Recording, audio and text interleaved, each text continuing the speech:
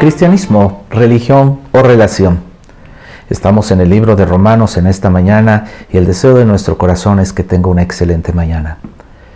Bueno, pensábamos que habíamos terminado el día de ayer el capítulo 9, sin embargo, al llegar al versículo 33 hubo algo que me llamó mucho la atención. Y por eso no quise cerrar y ya entrar al capítulo 10 sin antes terminar con un versículo y con una palabra que trajo algunos recuerdos en mi vida. Quiero que me acompañe al versículo 33 del capítulo 9 del libro de Romanos. Y vamos a leerlo. Como está escrito, he aquí, pongo en Sión piedra de tropiezo y roca de caída, y el que creyere en él no será avergonzado. La palabra vergüenza. Me fui al diccionario para investigar qué es la vergüenza. La vergüenza es un sentimiento de pérdida de dignidad, causado por una falta cometida o por una humillación o insulto, ¿verdad?, que nosotros recibimos o que cometemos en alguno de los casos. En otras ocasiones es el temor a hacer un ridículo, a fallar o a equivocarnos. Trae vergüenza en nuestra vida. ¿Cuántos de nosotros recordamos que hemos tenido vergüenza al cometer o hacer ciertas cosas de las cuales después nos acordamos y lo único que viene a nuestra vida es ese sentimiento de pérdida de dignidad? Cuando era joven, a los 18 años, yo conocí a Jesús. Y lo conocí en un movimiento estudiantil. Recuerdo que cuando yo me vine a estudiar a la ciudad de Puebla, de la ciudad de Tehuacán, una de las cosas que yo anhelaba y deseaba era vivir una vida desatada, sin control, sin nada, sin normas, sin reglas, sin nada ni nadie que me pudiera estar vigilando mi entrada y mi salida a la casa. Así es que cuando yo llegué a la ciudad de Puebla, lo primero que hice fue corromperme. Recuerdo que empecé a entrar en un mundo donde la fiesta era lo más importante en mi vida. Había un vacío en mi corazón que no podía ser llenado absolutamente por nada. Así es que muchas cosas empecé a hacer que no le agradaban a Dios. No conocía a Dios. Estaba muy alejado de Él. Recuerdo que cada que nos íbamos de fiesta, posterior a la fiesta, nos juntábamos y platicábamos a carcajadas todas aquellas aberraciones y cosas que habíamos hecho y que incluso no eran gratas ni dignas.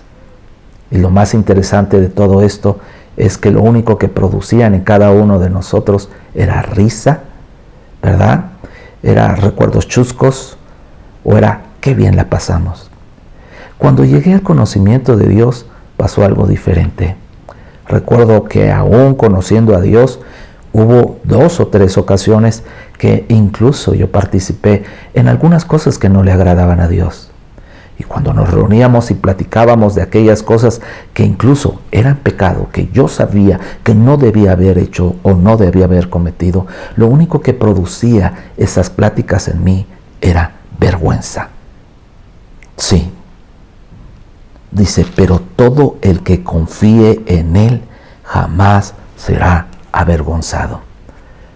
Aprendí que en Cristo, como lo vimos en el capítulo 8 del libro de Romanos, ya no había una condenación, sino un arrepentimiento. Y esa vergüenza que me causaba me llevaba precisamente a encontrarme con Dios. Hemos tropezado con esta piedra y esta piedra nos ha llevado a una decisión de edificar nuestra vida sobre Cristo, sobre la roca que es Él. Y entender el poder del Evangelio es entender estos principios que quiero enseñarte. Número 1, cuando estamos en Cristo, Él quita nuestra vergüenza. No vivimos avergonzados toda la vida. Al contrario, usted y yo sabemos que cuando pecamos viene la vergüenza, pero cuando nos enfrentamos a Él hay una transformación que quita esa vergüenza. Quiero que me acompañe al libro de Génesis, al capítulo 3, al versículo 8. Génesis 3, capítulo 8, y quiero que lo leamos. En adelante, versículo 8, dice la palabra de Dios. Y oyeron la voz de Jehová Dios, que se pasaba en el huerto, al aire del día.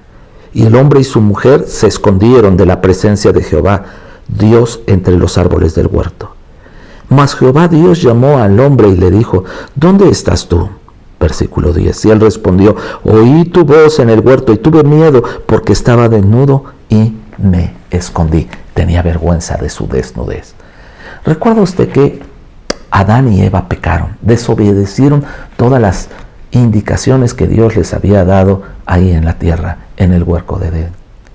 Ellos escucharon la voz de una serpiente a quien le creyeron. Y cuando ellos pecaron, lo primero que vino a su vida fue vergüenza.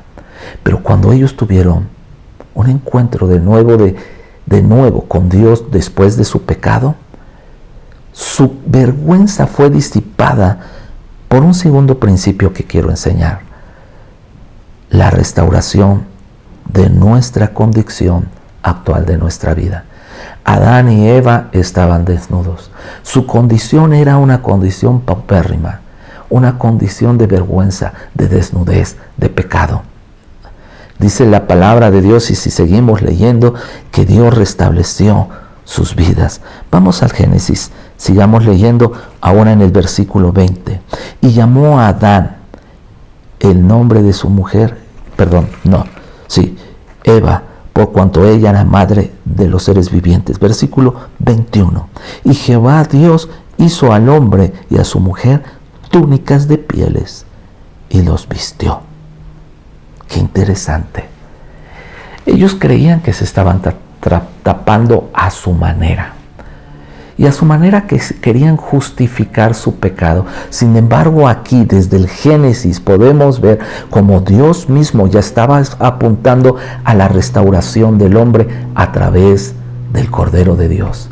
Jesús vino a eso, a darnos unas nuevas vestiduras y a taparnos desde el principio de la creación.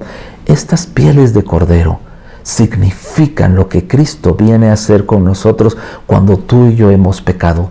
Viene y nos trae una nueva ropa, unas nuevas vestiduras, en una restauración total de nuestra condición actual. Tercero y último con el que quiero terminar: restablece nuestra condición y restablece nuestra comunión con Dios y con los demás y con nosotros mismos. Una de las características del diablo es acusarnos y separarnos. La acusación causa condenación, pero también causa enemistades en nuestra vida y en nuestras relaciones. Cuando el hombre pecó, se separó completamente de Dios. Una de las características del pecado es que nos separa de nuestra relación con Dios.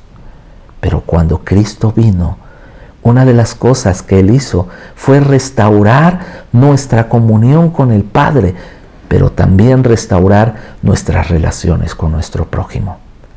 Que en esta mañana usted y yo podamos entender esta palabra: pero todo el que confíe en Él jamás será avergonzado. Que tenga una excelente mañana. Que Dios les bendiga.